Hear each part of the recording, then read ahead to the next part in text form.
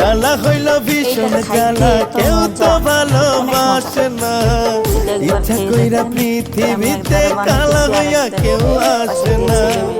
কালা কি আর নিজে হইছি, আল্লাহ বানাইছে।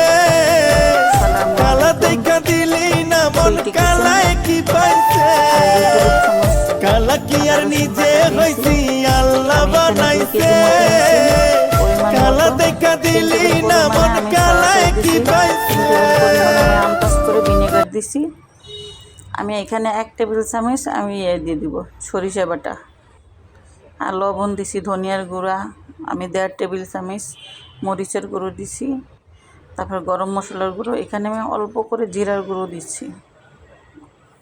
আমি ওইটা কাসন্দি দিয়েছি আর একটু ফুড কালার দিছি, কালারটা হয় নাই, তারপরে ফুড কালারটা একটু দিছি। আমি ময়দা দিছি অল্প পরিমাণে। ম্যারিনেট করে আমি আধা ঘন্টার উপরে রাখবো। রেখে এই যে আমি তেল বসাই দিছি কড়াইতে, ফ্রাই প্যানে বসাই দিছি, তেল গরম হয়ে গেছে।